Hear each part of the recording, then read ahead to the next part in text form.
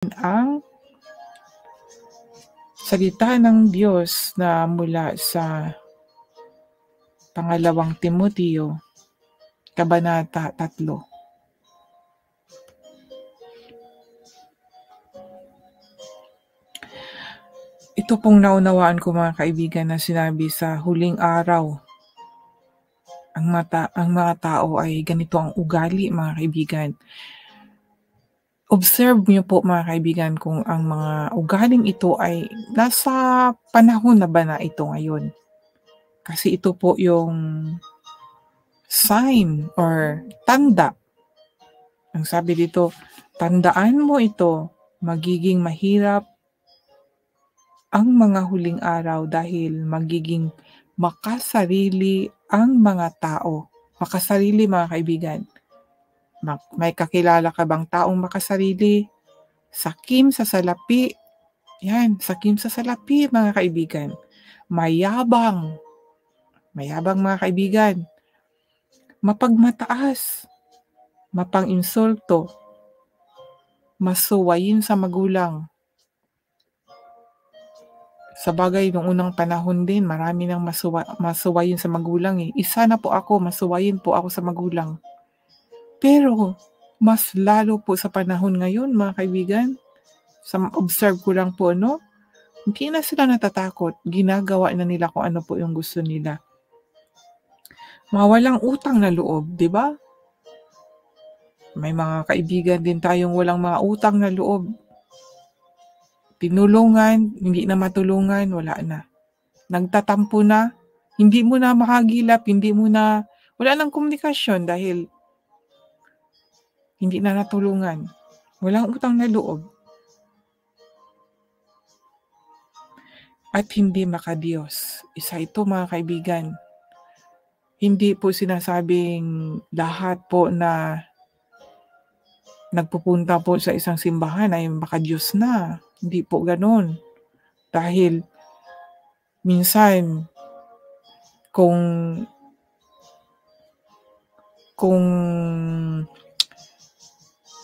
gaya ko dati sa karanasan ko po, nandito po ako sa lugar na walang masyadong kaibigan na kagaya ko, Pilipina. Kasi hindi kagaya sa atin, di ba? Araw-araw makasalamuha mo yung kapwa mo. Dito kasi malayo yung mga bahay ng mga kakilala, mga kaibigan. So nag-iisa at malayo pa yung mga simbahan.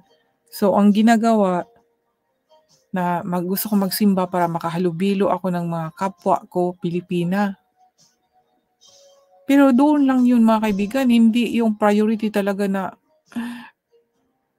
yun, makinig, makakanta. Pero sa aking karanasan sa buhay ko talaga, ang priority talaga kung bakit ako pumasok sa simbahan noon, para po makahalubilo ng mga kapwa ko Pilipina, makahanap ako ng mga mababait na kaibigan. Kasi yan po talagang ang akala ko na pag ang taong nagsisimba, lumalapit sa simbahan, or yun, basta nagsisimba ay mga mabubuting tao, mababait. Kaya gusto kong magsimba noon, makahanap ako ng mabuting kaibigan, mabait na kaibigan. Pero hindi eh. Doon ko tuloy nakikita, nalalaman na akala ko yung hinahanap ko ay makita ko na, pero hindi. Iba yung nalalaman ko. Kabaliktaran. No? So, pero isa din ako doon kasi pumunta lang ako sa simbahan para maka-attend ng mga party, mga makalibilo ng mga Pilipina. Parang panakipbutas ko na lang yung pagsimba ba. Siyempre, nakikinig din naman sa pari, kumakanta. Then after doon, mas nag-enjoy ba sa next, may mga party, ano ba dyan, mga event, no, sa church. Yun yung naranasan ko po. Pero ngayon, iba na, hinahanap ko yung talagang totoong presensya ba ng Panginoon. Kaya merong akong comparison noon at saka ngayon. Kaya hindi na gaya ng sinabi dito sa Bible na hindi lahat ng nagsasabing, "Lord, Lord," ay makakapunta sa langit. Baka mamaya sabihin, tatawagin natin siya pero ikakaila tayo na hindi kita kilala, 'di ba? Kasi yung pagsimba ay hindi talaga lubos ang pag-attend ng ano, may mga may mga dahilan lang.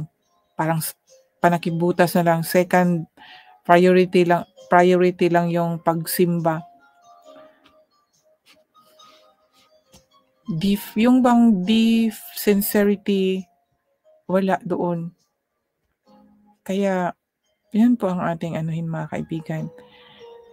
Praktisin natin, baguhin natin na hindi po tayo magaya dito sa sinabi na mga taong mapagmataas, makasarili, sakim salapi. Naalala ko tuloy nung nagsimba ako, morning service po yun, morning misa po yun sa Katolik pa ako. Dahil nasa hulihan ako, meron ding sa likod ko, nakatayo ako kasi wala na, puno na yung simbahan. Han Nagagalit yung nasa likod ko, nagchichikahan. Ang pinagsasabi ay tungkol po sa nangutang sa kanya, yung laki-laki ang utang hindi nagbabayad, mga gano'n. O 'di ba, nasa pagsasamba po pero bakit yung kaya hindi po lahat na attend ng simba ay totoong makakita sa kaharian ng Diyos. Ayun po yung isa doon sa mga hindi po yun ibig sabihin na nakikiisyoso po ako. Hindi po yun maiwasan dahil nasa likod ko po yun, nagsalita, narinig ko po, Kaya masabi ko na, isa din yun sa paraan para malaman ko kung ano yung mga tao ba na nasa loob ng iba-iba naman meron ding namang taimtim, pero yung mga gano'n na naranasan ko, meron din sa iba sa harapan ko, iba yung mga pinag-usapan, may mga gano'ng tao, 'di ba? Kung malakas pa yung boses nila, distracted din yun, 'di ba? Concentrate ka do'n sa pakikinig ng salita ng Diyos tapos merong nagtsitsismisan, hindi din maganda. Kaya hindi po lahat na porke nagsisimba ay makadiyos na. May mga taong pumupunta lang para siyempre pamasyal or mga gatherings, may mga gano'ng dahilan. Lalo na kung hindi po tayo wala po sa sariling bansa, lalo na kung nasa ibang bansa, naghahanap po ng mga ka kababayan Kaya ito po yung palatandaan mga kaibigan, nga dito, dahil ang pangit ng mga ugali nito nung taong na 'to. Paano kung isang tao na 'to ay lahat nasa kanya? Sobrang sama nito mga kaibigan. Imagine sinabi dito na, ah, makasarili makasariling tao, sakim sa salapi, mayabang, mapagmataas, mapang-insulto, masuwayin sa magulang, walang utang na loob at hindi makadiyos. Ayaw makipagsundo sa kaaway, malupit, walang awa, mapanira sa kapwa, walang pagpigil sa sarili, galit sa anumang mabuti, 'no?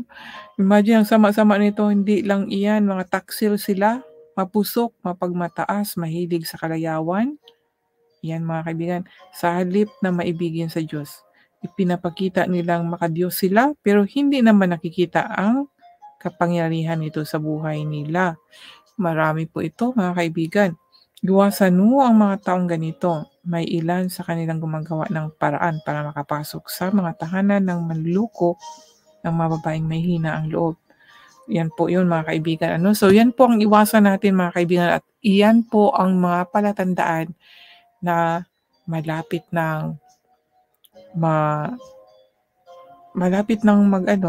sabi nila mag-end of the world or pagdating ni Jesus Christ, ito yung mga palatandaan. So kung meron na 'to sa mundong ito, papalapit na ating Panginoon.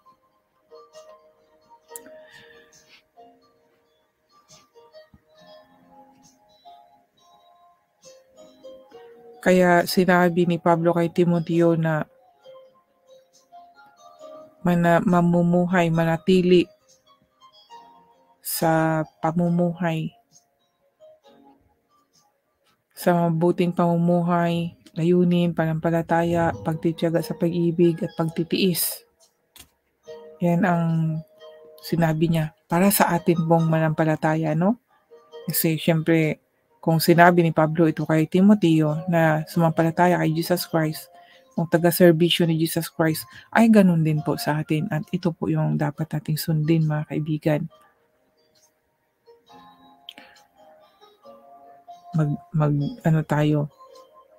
Magtiis, maging kontento,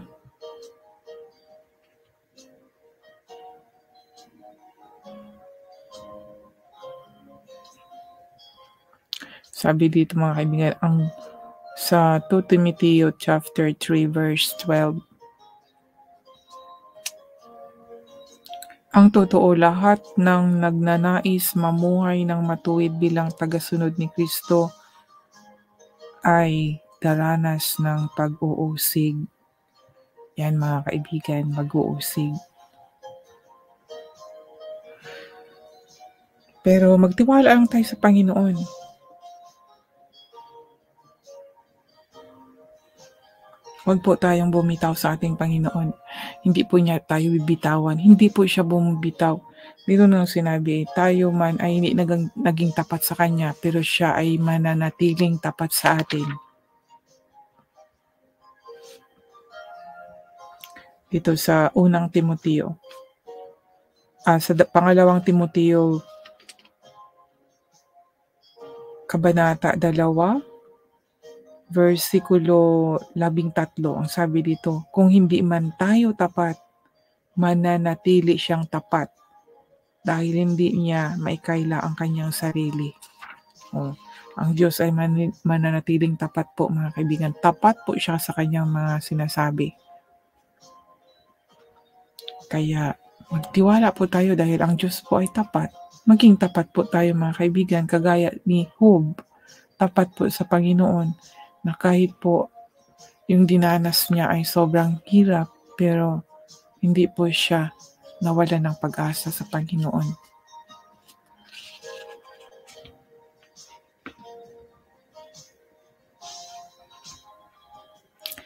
At sabi dito mga kaibigan sa verse 15, 2 Timothy chapter 3 verse 15, mula pa sa pagkabata alam mo na ang banal na kasulatan na nakapagbibigay sa iyo ng karunungan tungo sa kaligtasan sa pamagitan ng pananampalataya kay Kristo Jesus. O di ba mga kaibigan? Kaya kailangan talaga natin mga kaibigan magbasa dahil itong Bible ang tinutukoy dito na banal na kasulatan. Ito ang makapagbigay sa atin ng karunungan tungo sa kaligtasan. Yun na nga Yun nga ang sabi ko, di ba? Na nagpapasalamat ako dahil kahit paano nabasa ko ito at nalaman ko kung ano yung tama at mali, kahit paano masunod na natin dahil alam natin kung ano yung pinapasunod sa atin 'di ba? Binasa ko naman, 'di ba, na pinapaiwas sa atin yung mga taong masamaang ugali at ito nga gagawin natin ang mamuhay ng maayos. Kaya kailangan talaga natin magbasa mga kaibigan. Hindi po dahilan na hindi po nakakaunawa. Alam ng Panginoon kung meron ka pong minimiting matutunan ang salita niya, ipapaunawa niya po yan. At hingiin po natin mga kaibigan dahil ibibigay po yan. Humihingi nga tayo ng mga bagay, mga materials na bagay. Why not yung pangunawa ng kanyang mga salita? Mas lalo niyang ibibigay kasi gusto niya makilala natin siya, makilala natin ang ating Panginoon. Yan po yun mga kaibigan. Kaya magbasa po tayo mga kaibigan. Huwag niyo pong idahilan na masiraan ng ulo. Hindi po katotohanan yan. Hindi po katotohanan, kundi po magbago po kayo, magbago ang inyong masamang pag-uugali. Kaya dahil diyan, sasabihin nila na nasisiraan dahil yung mga nagsasabing ganyan, yun yung mga espiritu na ayaw kang mabago. Ayaw nilang malaman mo ang katotohanan po tungkol sa Panginoon. Ayaw nilang mapalapit ang iyong kaluluwa sa espiritu ng Diyos. Ayaw nilang mag-connect ang dalawang ito, ang kaluluwa at espiritu, no? Kaluluwa natin at espiritu ng Diyos. Magkaisa dapat yan.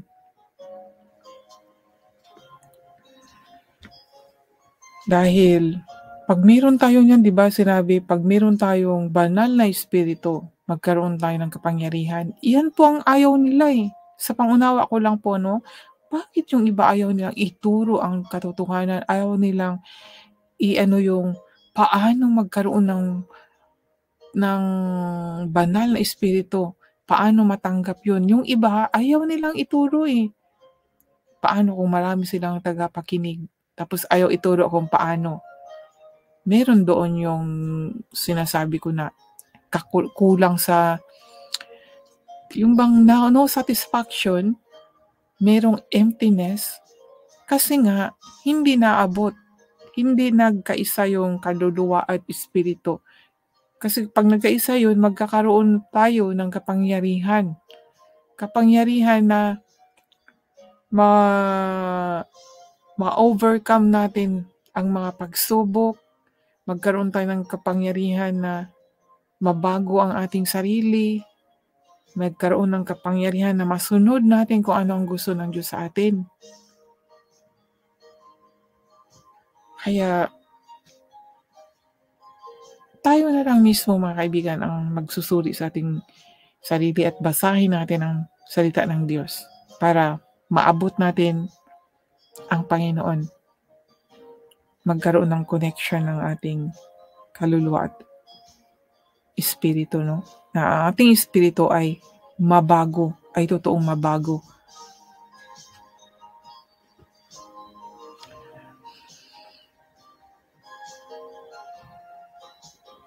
Lahat ng kasulatan ay isinusulat sa pamagitan ng kapangyarihan ng Diyos at mapapakinabangan sa pagtuturo ng katotohanan, pagsasaway, pagtutuwid, at sa pagsasanay sa matuwid na pamumuhay, o di ba? Para maging handa sa lahat ng mabubuting gawa ang paglilingkod sa Diyos. O di ba, mga kaibigan? Kaya nga kailangan natin magbasa tayo mismo, magbasa sa salita ng Diyos para masunod natin siya, magawa natin yung matuwid na pamumuhay. Hindi lang puro pakinig. Puro pakinig tayo, wala yung parang kung sabi ng pastor, ng tinanong ko kung paano magkaroon ng puspos na banal na espiritu, at ang sagot sa akin ay magbasa lang ng magbasa sa salita ng Diyos. Agree ako doon. Dahil pag nagbasa tayo ng magbabasa, dahan-dahan, mauunawaan natin ang kanyang mga salita. At sino ang nagpapaunawa? Yun, di ba? Ang Holy Spirit. So, may sign na nasa atin ang Espiritu, dahil ang Espiritu natin at ang Espiritu ng Diyos ay magkakaisa. Dahil naunawaan na natin ang kanyang mga salita, malalaman natin, kaya nga mismo tayo, malalaman natin, mga kaibigan, na meron na tayong good relationship sa Panginoon.